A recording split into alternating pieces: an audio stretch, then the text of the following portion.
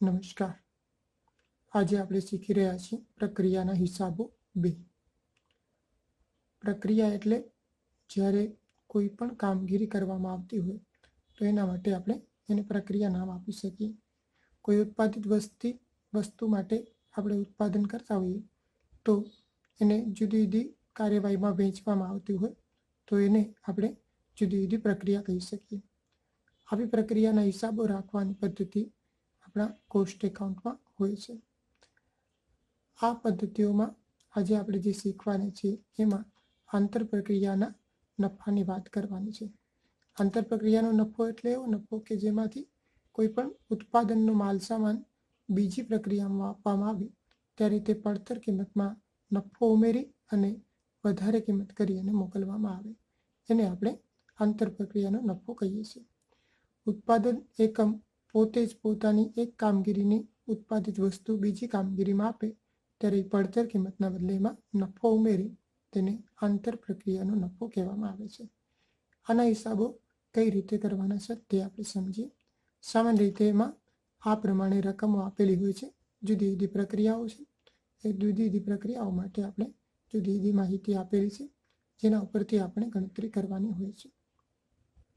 આ ગણતરી માટે આપણે જે પ્રક્રિયા ખાતું તૈયાર કરવાનું હોય છે તે પ્રક્રિયા ખાતું 2 ભાગમાં હોય છે. પહેલાં રકમની વાત કરીએ તો રકમમાં જનરલી શરૂઆતનો સ્ટોક, માલ સામાન, મજૂરી, કારખાનાના પરોક્ષ ખર્ચાઓ જેને આપણે શિરોપરી ખર્ચ તરીકે પણ ઓળખી શકીએ છીએ, આખરનો સ્ટોક, કાચા માલનો જો સ્ટોક હોય તો તે, નફાનો દર, શરૂઆતનો સ્ટોક એમાં સમાયેલ નફો અને છેલ્લે વેચાણ જે આપણે તૈયાર માલ માટે ઉપયોગી બને છે. કેટલાક દાખલાઓમાં આપણને કેટલો ખરેખર નફો થયો છે તેની ગણતરી કરવા માટેનું પત્રક પણ તૈયાર કરવાનું હોય છે. આપણે જે પ્રક્રિયા ખાતું તૈયાર કરશું એમાં સામાન્ય ખાતાની જેમ જ જમા અને ઉધાર એમ 2 ભાગમાં આપણી પાસે રકમ હોય છે અને દરેક બાજુ 3 રકમના ખાના હોય છે. પેલી ઉધાર બાજુ આપણી પાસે છે વિગત, કુલ, પડતર અને નફો. એ જ રીતે જમા બાજુ પણ 3 ભાગ, વિગત પછી રકમ માટે કુલ, પડતર અને નફો. આ જમા અને ઉધાર રકમોમાંથી વહેંચણી કરી અને પછીની પ્રક્રિયા ખાતે લઈ જવાનું અને છેલ્લે તૈયાર માલ ખાતે લઈ અને વેચાણ કરવામાં આવે છે. સામાન્ય રીતે ઉધાર બાજુ જે ખર્ચ હોય છે એની નોંધ થતી હોય છે અને જમા બાજુ એને પછીની પ્રક્રિયા ખાતે લઈ જવામાં આવે છે. દરેક પ્રક્રિયામાં અહીં આપેલી વિગતો એ મુજબ જ નોંધ કરવામાં આવતી હોય છે. જેમ કે શરૂઆતનો સ્ટોક છે, માલ સામાન, પ્રત્યક્ષ મજૂરી, આ બધી રકમો ઉધાર બાજુ છે. એમાંથી આખર સ્ટોક આપણે બાદ કરવાનો હોય છે. આખર સ્ટોક બાદ કરશું એટલે પછી જે આવશે તે આપણે પ્રાથમિક પડતર તરીકે ઓળખી શકીએ છીએ. તેમાં કારખાના ખર્ચા ઉમેરી અને પછી જે પડતર આવે એમાં નફો ઉમેરવાનો હોય છે. આ નફો કઈ રીતે ગણવાનો એ પણ એક અગત્યની રીત આપણા માટે હોય છે અને આ જે ઉત્પાદન થશે તે પછીની પ્રક્રિયા ખાતે આપણે મોકલવા માટે જમા બાજુ લખતા હોઈએ છીએ. અને જેમ દરેક ખાતું આપણે બંધ કરી અને શરૂઆતની બાકી બીજા વર્ષની ખેંચી જઈએ એમ અહીંયા પણ શરૂઆતનો સ્ટોક આપણે નોંધવાનું હશે. હવે આપણે રકમ દ્વારા આ વધુ સારી રીતે સમજવાનો પ્રયત્ન કરીએ. આ પહેલાં આ 3 ખાના માટેની વિગતોમાં સમજી લઈએ તો જે આપણી પાસે પડતરનું ખાનું છે એ પડતરના ખાનામાં કુલ એમાંથી નફો બાદ કરી અને પડતર મેળવી શકાય. એ જ રીતે જો નફાના ખાનાની વાત કરીએ તો નફાના ખાનાની રકમ મેળવવી હોય તો કુલમાંથી પડતર કિંમત બાદ કરીએ તો નફો મેળવી શકાય. આ સામાન્ય આપણું એકાઉન્ટિંગ ભાષામાં વાત કરીએ છીએ તો એ પ્રમાણે હોય છે. હવે મૂળ રકમની વાત કરીએ તો પેલી પ્રક્રિયા ખાતું આપણે તૈયાર કરીએ છીએ એની રકમ આવી આપેલી છે જેમાં જુદી જુદી રકમ, શરૂઆતનો સ્ટોક, માલ સામાન, પ્રત્યક્ષ મજૂરી, કારખાનાના પરોક્ષ ખર્ચાઓ, આખર સ્ટોક, પડતરનો નફો છે અને શરૂઆતના સ્ટોકમાં સમાયેલો નફો કેટલો છે તે આપેલું છે. પ્રક્રિયા ખાતું આ મુજબ બનતું હોય છે. એની દરેક રકમ કઈ રીતે નોંધાય તે આપણે હવે જોઈ રહ્યા છીએ. તો સૌથી પહેલાં શરૂઆતના સ્ટોકથી કરવાની. કેટલાક દાખલામાં શરૂઆતનો સ્ટોક પણ ન હોય તો એ નોંધવાની જરૂર હોતી નથી. તો શરૂઆતનો સ્ટોક આ દાખલામાં આપેલો છે 40,000. આ શરૂઆતના સ્ટોકમાં કેટલો નફો છે તે આપણે નોંધવાનું હોય છે. તો શરૂઆતના સ્ટોકનો નફો 0 છે. આ પ્રથમ પ્રક્રિયા માટે મોટા ભાગે પ્રથમ પ્રક્રિયામાં શરૂઆતના સ્ટોકમાં નફો 0 હોય છે. તો આ શૂન્ય નોંધવાથી બાકીનું આપણે 40,000માંથી શૂન્ય બાદ કરવાથી 40,000 પડતર નોંધી શકીએ છીએ. તો આ રીતે આપણે ગણતરી કરી શકીએ છીએ. ત્યારબાદ જે માલ સામાન અને મજૂરીની વાત છે, તે માલ સામાન અને મજૂરીમાં હંમેશા દરેક પ્રક્રિયામાં ક્યારેય પણ નફો હોતો નથી. એટલે કુલના ખાનામાં અને પડતરના ખાનામાં એ રકમો નોંધાય છે. માલ સામાનની રકમ આપણને આપેલી છે 80,000, તો કુલના ખાનામાં અને પડતરના ખાનામાં એ નોંધાય છે. એ જ રીતે પ્રત્યક્ષ મજૂરીની રકમ આપેલી છે આપણને 60,000, તો એમાં 60,000 રૂપિયા પણ કુલના ખાનામાં અને પડતરના ખાનામાં નોંધવામાં આવે છે. આ રીતે રકમ નોંધ્યા પછી આપણે આ જે ત્રણેય ખાનાઓ છે એના સરવાળાઓ કરવાના છે. સૌથી પહેલાં કુલના ખાનાનો સરવાળો 40,000, 80,000 અને 60,000 એમ કરશું એટલે કુલ 1,80,000. એ જ રીતે પડતરમાં પણ અત્યારે એ જ રકમ હોવાથી એનો સરવાળો પણ 1,80,000 જ થાય છે અને નફો અત્યારે શૂન્ય હોવાથી શૂન્ય રહેશે. ત્યારબાદ આકર સ્ટોકની કુલ રકમ આપણને આપેલી હોય છે. જે રકમમાં આપેલું હોય તે આકર સ્ટોક પહેલા કુલના ખાનામાં નોંધવાનું હોય છે. તો આકર સ્ટોકની રકમ છે 20,000. આ 20,000માં પડતર અને નફો જુદો કરવાનો હોય છે. પ્રક્રિયા એક ખાતું આપણે જ્યારે કરતા હોઈએ છીએ ત્યારે પ્રક્રિયા એક ખાતામાં આવા નફા જુદા કરવાનો પ્રશ્ન રહેતો નથી, કારણ કે એની પડતર અને કુલ રકમ હંમેશા સમાન હોય છે. છતાં પણ એનું જે સૂત્ર છે એનો ઉપયોગ કરીને આપણે સમજીએ તો જે નફો છે એ અત્યારે શૂન્ય આવશે, કારણ કે જે 1,80,000માં 20,000નો સ્ટોક છે તો પડતર પણ એની 20,000 જ થશે. તો આ સૂત્ર જે આપેલું છે બાજુમાં આકર સ્ટોકની પડતર માટેનું, તે આકર સ્ટોક ગુણ્યા પડતર છેદમાં કુલ રકમ, એવી રીતે અન્ય પ્રક્રિયામાં પણ ગણતરી કરવાની હોય છે. આ રીતે મળે તે રકમ પડતર તરીકે 20,000 આપણે નોંધાયેલી છે અને કુલમાંથી પડતર બાદ કરીએ તો આકર સ્ટોકનો નફો અત્યારે શૂન્ય છે આપણા માટે. આ રીતે આપણી આગળ ગણતરીઓ કરતા રહેલા છે. હવે આપણી પાસે આગળ કારખાનાના પરોક્ષ ખર્ચાઓ છે. તો કારખાનાના પરોક્ષ ખર્ચા અગાઉ કીધું એમ માલ સામાન, મજૂરી કે શિરોપરી ખર્ચ કે જે પરોક્ષ ખર્ચ કહીએ છીએ એમાં હંમેશા કુલ અને પડતરની રકમ સમાન હોય છે, નફો સમાયેલો હોતો નથી. તો એ રીતે આપણે 56,000 બંનેમાં મૂકીએ છીએ અને એ રકમોનો સરવાળો આપણને મળે છે 2,16,000, 2,16,000 અને નફાનો સરવાળો શૂન્ય છે. હવે એમાં નફો ઉમેરવાનો છે. તો નફા માટેનો દર આપણને આપેલો છે. આ નફાની ગણતરી માટે સમજપૂર્વક ગણતરી કરવાની હશે. તો નફાનો દર આપણને આપેલું છે અત્યારે 33.33%. નફાનો દર પડતર ઉપર આપેલું છે માટે આપણે જે દર છે તે જ ઉપયોગ કરશું. ઘણા દાખલાઓમાં નફાનો દર ફેરબદલી કિંમત ઉપર આપવામાં આવતો હોય છે, ત્યારે આપણે જે નફો છે એની ગણતરી માટેનો નફાનો દર ફેરબદલી કરી અને ગણવાનો હોય છે, જેની ગણતરી પછીના દાખલાઓમાં આવે છે. આ રીતે અત્યારે નફાની રકમ શોધીએ તો 2,16,000 જે રકમ આપેલી છે એના 33.1/3% એટલે કે 33.33% ગણીએ તો તે નફો 72,000 થાય છે. આ 72,000નો નફો આપણે કુલના ખાનામાં અને છેલ્લા નફાના ખાનામાં નોંધવાનો હોય છે, કારણ કે એ નફો છે. આ રીતે પ્રથમ પ્રક્રિયા ખાતું આપણે પૂરું કરી શકીએ છીએ સરવાળાઓ દ્વારા. સરવાળો કુલનો 2,88,000, જેમાં 2,16,000ની પડતર છે અને 72,000નો નફો છે. આ સરવાળો બીજી બાજુ અને પછીની પ્રક્રિયા ખાતે આપણે નોંધવાનો હોય છે. એટલે આ રકમો આપણે પછીની પ્રક્રિયા ખાતે પણ લઈ જશું અને જમણી બાજુ જમા બાજુ પણ નોંધવામાં આવશે. સામાન્ય ખાતામાં આપણે જેમ ખાતાઓ બંધ કરીએ ત્યારે આગળની બાકી બીજા વર્ષ માટે આપણે ખેંચી જતા હોઈએ છીએ, એમ અહીં પણ પ્રક્રિયા ખાતું એક બંધ કર્યા પછી એને જે સ્ટોકની બાકી છે એને આપણે આગળની બાજુ ખેંચી જવાની હોય છે. તો જે આકર સ્ટોક છે તે આપણને નીચેની બાજુ ફરીથી લખવાનું હશે. તો આ દાખલા માટે પ્રથમ પ્રક્રિયાનો શરૂઆતનો આકરનો સ્ટોક છે 20,000, કુલ અને પડતરના ખાનામાં 20,000ની નોંધ આપણે કરતા હોઈએ છીએ. પ્રક્રિયા 2 ખાતું. આ પ્રક્રિયા ખાતામાં ફરી પાછી રકમ જે આપેલી છે એના ઉપરથી આપણે ખાતામાં એન્ટ્રીઓ કરીએ તો સૌથી પહેલાં શરૂઆતનો સ્ટોક આપણને આપેલું છે 48,000. આ પ્રક્રિયામાં શરૂઆતના સ્ટોકનો નફો આપણને આપેલું છે 8,000 રૂપિયા રકમમાં. તો એ ખાસ 8,000 નોંધીએ છીએ, માટે આપણી પાસે બાકીની પડતર જે 48,000 છે એમાંથી 8,000 કુલમાંથી આપણે નફો બાદ કરશું એટલે પડતર 40,000 મેળવી શકાશે. આ ખાસ ધ્યાન રાખજો કે જ્યારે ગણતરી કરતા હોઈએ છીએ ત્યારે શરૂઆતના સ્ટોકમાં પહેલી પ્રક્રિયામાં નફો નથી હોતો, પણ પછીની પ્રક્રિયાઓમાં હંમેશા નફો સમાયેલો હોય તો એને આપણે જુદું કરવાનું હોય છે.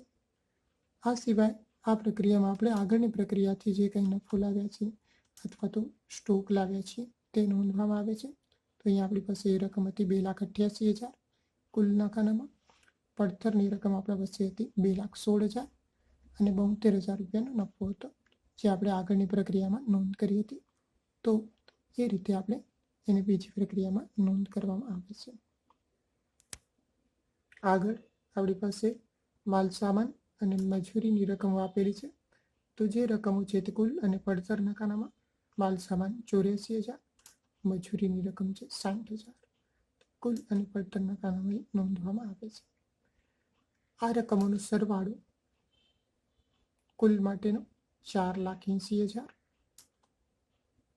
પડતર માટેનો સરવાળો આપણા માટે થાય છે 4 લાખ અને નફામાં 8,000 અને 72,000 સાથે ગણતરી કરીએ તો 80,000. તો આ સરવાળાઓ નોંધ્યા પછી આખર સ્ટોકની રકમ બાદ કરવાની હોય છે.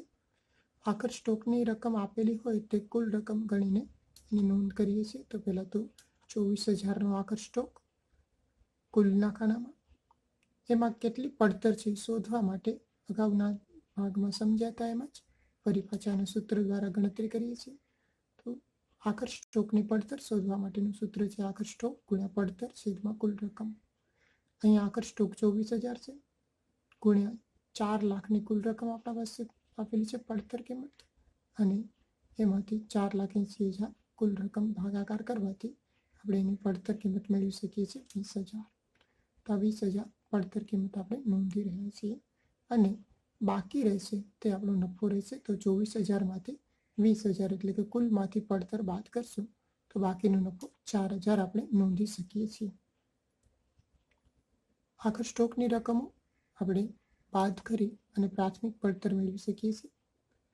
પછી કારખાનાના પરોક્ષ ખર્ચા 24,000 આપેલા છે, તો એ કુલના ખાનામાં અને પડતરના ખાનામાં નોંધવામાં આવે છે. ત્યારબાદ એનો સરવાળો કરી અને નફા માટેની ગણતરી વિચારવાની હોય છે. તો અહીં પણ નફાનો દર પડતર કિંમત ઉપર 25% આપણને આપેલો છે, માટે જે રકમ આપેલી છે એના 25% ગણવાના છે. આપણી પાસે રકમ છે 4,80,000, તો એ 4,80,000 ઉપર આપણે નફાની 25% રકમ 1,20,000 મેળવી શકીએ છીએ. આ નફો આપણે કુલના ખાનામાં અને નફાના ખાનામાં નોંધવાનું હોય છે. પડતરના ખાનામાં શૂન્ય અથવા ડેશ મૂકી શકાય છે. ફરી પાછો આ રકમોનો સરવાળો આપણે કરવાનો હોય છે. આ સરવાળો પહેલી રકમ માટે થાય છે 6 લાખ, જેમાંથી પડતર છે 4,04,000 અને 1,96,000 નફો થયો છે. આ રકમ આપણે પછીની પ્રક્રિયા ખાતે લઈ જવાની છે, તો પ્રક્રિયા 3 ખાતે લઈ જશું અને જમા બાજુ સરવાળો પણ લખશું. આ રકમોને આપણે બીજા વર્ષમાં કે બીજી પ્રક્રિયાના શરૂઆતમાં ઉધાર બાજુ નોંધવાની હોય છે. તે રકમો આ રીતે આપણે આગળ લઈ જતા હોઈએ છીએ, અને ચાલુ પ્રક્રિયાનો આખર સ્ટોક છે 24,000, 20,000 અને 4,000, તે આપણે ફરી પાછું નીચે નોંધ કરીએ છીએ. આમ પ્રક્રિયા 2 ખાતું તૈયાર થાય છે. પ્રક્રિયા 1, 2, 3 આમ વધુ પ્રક્રિયામાં જેટલા પણ ખાતા હોય તે આ જ રીતે આપણે તૈયાર કરવાના હોય છે. હવે પછી આપણે પ્રક્રિયા 3 ખાતું છે એ પણ જોઈએ. પ્રક્રિયા 3 ખાતા માટે આપેલી માહિતી, આ માહિતી અગાઉ પ્રક્રિયા 2માં હતી એ જ રીતે છે. સમગ્ર પ્રક્રિયા એ જ રીતે છે, ફક્ત આંકડાઓ બદલાય છે. તો ઝડપથી જોઈ લઈએ તો સૌથી પહેલાં શરૂઆતનો સ્ટોક છે 32,000, જેમાં 8,000 રૂપિયાનો નફો પણ આપણને રકમમાં આપેલો છે. તો એ 8,000નો નફો આપણે નફાની કોલમમાં લખશું. બાકીનો જે તફાવત છે કુલમાંથી નફો બાદ કરીએ એટલે પડતર કિંમત 24,000 આપણે મેળવી શકીએ છીએ. અગાઉની પ્રક્રિયામાંથી લાવેલ માલ સામાન જે રકમ છે કુલ પડતર અને નફાની રકમ 6 લાખ, 4 લાખ, 4,000, 1,96,000. માલ સામાન અને મજૂરીની રકમો જે આપેલી છે તે જ કુલ અને પડતરના ખાનામાં નોંધાય છે 1,20,000 અને 64,000. આ બધી રકમોનો સરવાળો આપણે કરીએ છીએ. તો સરવાળો કુલના ખાનાનું થાય છે 8,16,000. એ જ રીતે પડતરના ખાના માટેનો સરવાળો 6,12,000 અને નફાના સરવાળાની રકમ 2,04,000 થાય છે. આગળ આખર સ્ટોક આપણે બાદ કરવાનો છે. આખર સ્ટોકની રકમ આપણને 16,000 આપેલી છે. ફરી પાછું આગળની પ્રક્રિયામાં હતું એમ અહીંયા પણ આપણી પાસે પ્રક્રિયામાં નફો સમાયેલો હોવાથી આખર સ્ટોકમાં કેટલો નફો છે અને એની પડતર કેટલી જુદી ગણતરી કરવા માટે સૂત્રનો ઉપયોગ કરવો પડે છે. આ સૂત્ર દ્વારા આપણે એની ગણતરીઓ કરીએ તો 16,000ની કુલ રકમ સ્ટોક માટેની છે તો એ 16,000 એના ગુણ્યા આ 6,12,000ની રકમ નોંધાશે જે પડતર છે તે, અને 8,16,000 જ્યાં કુલ રકમ છે તે 8,16,000 અહીંયા નોંધવામાં આવશે. આમ ગણતરી કરવાથી જે 12,000ની રકમ મળશે તે આપણે એનો આખર સ્ટોક પડતર કિંમતમાં નોંધી શકશું. અને પછીનો તફાવત આપણને મળે છે 4,000, જે કુલમાંથી પડતર બાદ કરીએ એટલે કે 16,000 ઓછા 12,000 4,000 મળી શકે છે.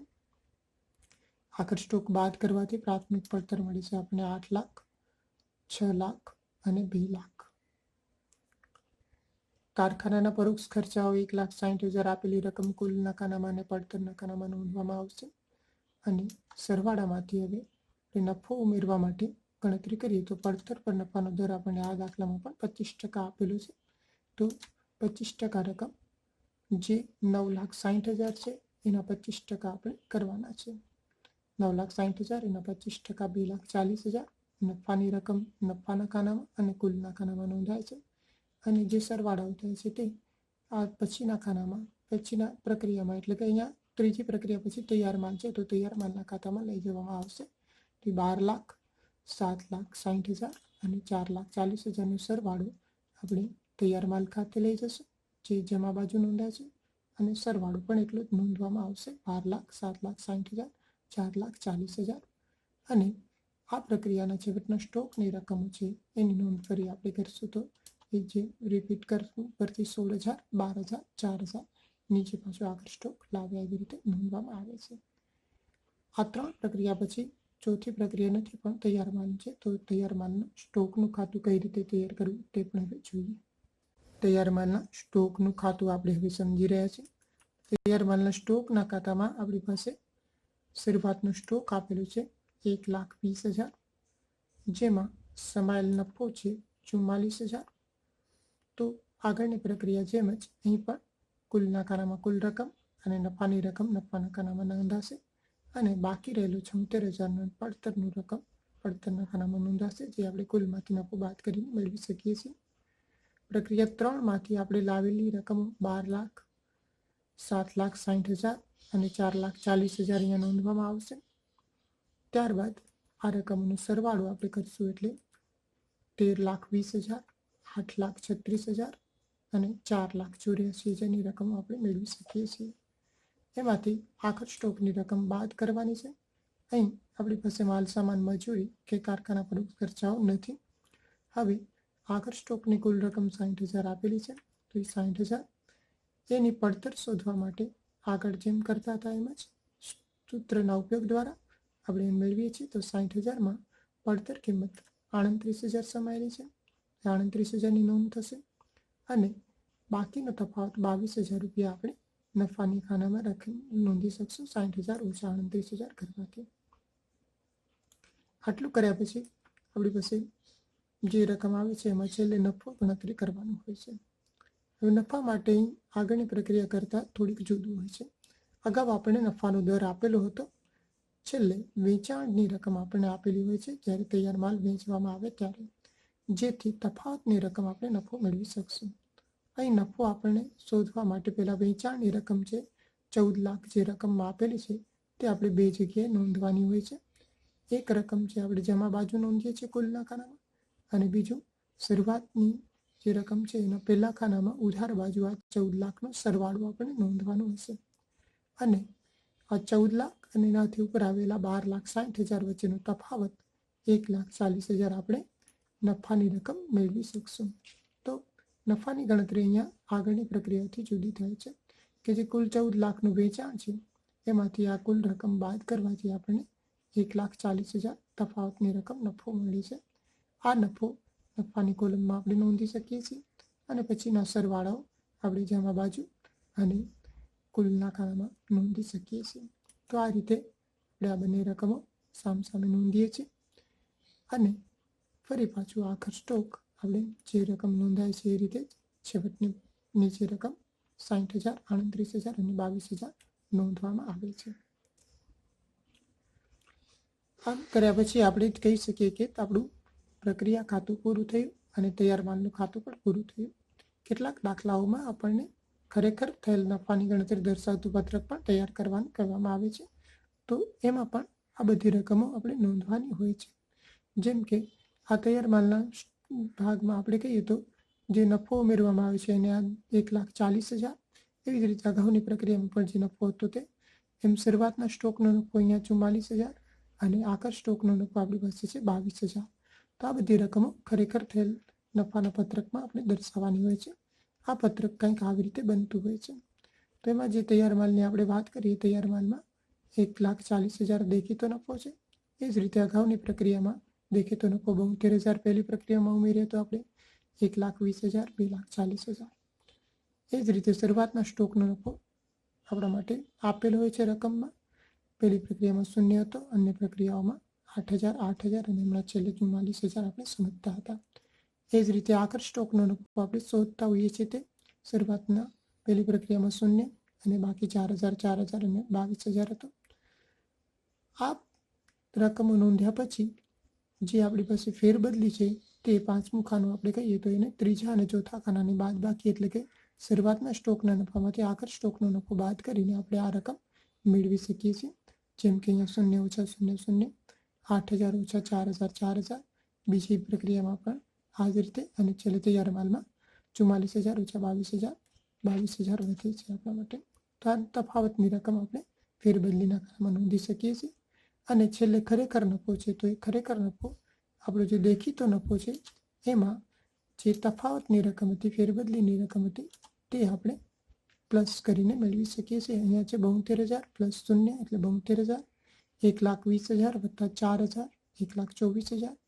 એ જ રીતે 2,40,000 વત્તા 4,000 2,44,000 અને 1,40,000 વત્તા 22,000 કરીને 1,62,000 મેળવી શકાય છે.